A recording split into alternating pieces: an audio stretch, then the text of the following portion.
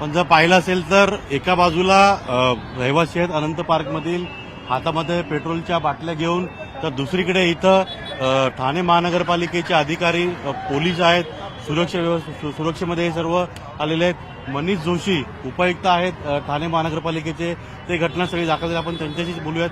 साहेब, कारवाई अनंत पार्कवर थोडा वेळ थांबा ना जरा, थोडा वेळ थांबा जरा. कारवाई केली जाणार आहे, पथक पूर्ण आलेलं आहे. कारवाई बघा, उच्च न्यायालयात महापालिकेने शपथपत्र दाखल केलेलंच आहे. एक एक करके आन्सर देता हूं ना यार. साहेब, कारवाई जी आहे ती आता सुरू होत आहे. काय नेमकं कशा रीतीने कारवाई केली जाईल? पर्याप्त सुरक्षा व्यवस्था आहे का? आणि कारवाईचं स्वरूप कसं असेल? हे बघा, ही जी आनंद पार्क जी इमारत आहे, ही एक व्याप्त अनधिकृत इमारत आहे. तर सर्वप्रथम इथले जे नागरिक आहेत यांना एकदम विहित कार्यपद्धतीनुसार यांना बाहेर काढण्यात येईल. त्याच्यानंतर आम्ही महापालिकेतर्फे इथे डंपरची पण व्यवस्था केलेली आहे. त्यांना त्यांचं सामान जिथे शिफ्ट करून हवं असेल ती महापालिका शिफ्ट करून देईल. आणि एकदा यांचं सगळ्यांचं सामान शिफ्ट झाला, नागरिक स्थलांतरित झाले की त्याच्यानंतर ही जी अनधिकृत इमारत आहे याच्यावर महापालिकेमार्फत कारवाई करण्यात येईल. म्हणजे आज इमारतीवर कारवाई होणार नाही, तर फक्त नागरिकांना इमारतीमध्ये पूर्ण इमारत वॅकेट केली जाईल. बघा, ही एक प्रोसेस आहे. आता या प्रोसेसला किती वेळ लागेल हे मी आता सांगू शकत नाही. पण प्रथमतः नागरिकांचं कोणाचं नुकसान न करता सामान शिफ्ट करण्यात येईल. नागरिकांना सुखरूप आम्ही त्यांच्या घरातून बाहेर काढणार.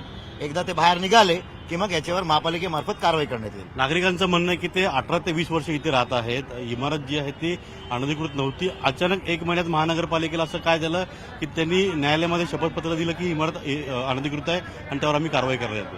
आणि एक गोष्ट मी क्लिअर करतो की बिल्डिंग जुनी आहे ही मी मान्य करतो, परंतु बिल्डिंग अनधिकृत आहे हेही सत्य आहे.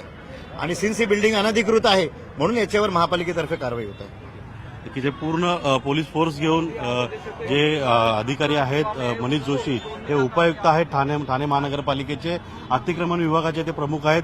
आणि त्यांनी याच्यामध्ये कारवाई जी आहे ती कारवाई करण्याकरता इथं आलेले आहेत. सगळे इथे बघा, हे रहिवासी जे त्याच्या पद्धतीनं साखळी लावून इथे बसलेले आहेत. आणि पेट्रोलचे बॉम्ब जे आहेत, सॉरी माफ करा, पेट्रोल जे आहे बाटलीमध्ये ठेवून इथं सगळे जे महिला आहेत किंवा आंदोलक जे आहेत, रहिवासी जे आहेत ते इथे आहेत. हा रस्ता पूर्णपणे जाम केलेला आहे, रस्ता बंद करण्यात आलेला आहे. सगळे नागरिक, सगळे राजकीय पक्षाची लोक जी आहेत, मंडळी जी आहेत ती रस्त्यावरती उतरलेली आहेत. आणि हा रस्ता पूर्णतः जो आहे तो बंद करण्यात आलेला आहे, कारण का कारवाई जी आहे ही कारवाई केली जाते. हमें मरना है, घर नहीं रहेगा तो हम लोग जीने का क्या फायदा? इससे अच्छा मरना ही पसंद करेंगे हम लोग. हम लोगों को इससे अच्छा पहले फांसी दे दे, इसके बाद क्या आत्महत्या करेंगे. जब घर ही नहीं तो हम जिएंगे किसके लिए?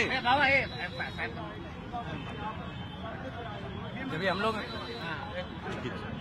तर हे आंदोलक आक्रमक होताना दिसत आहेत.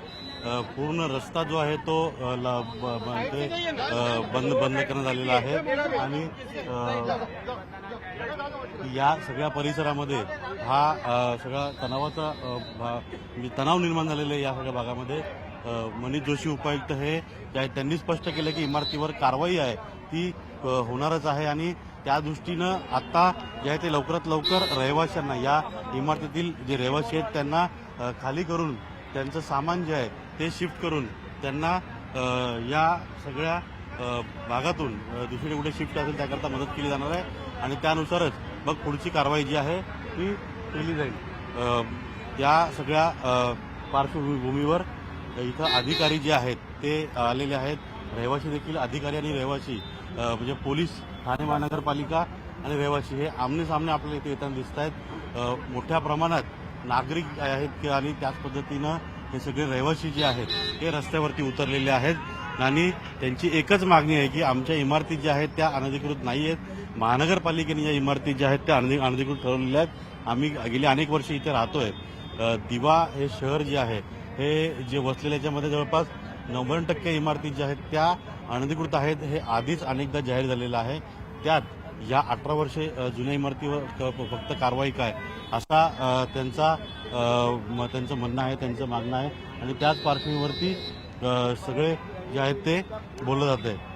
काही इथं कागदपत्र नेमकं कशा रीतीनं या सगळ्या इमारती ज्या आहेत त्या अधिकृत आहेत, अनधिकृत आहेत, त्यांचं म्हणणं काय आहे हे सगळं सांगण्यासाठी किंवा जे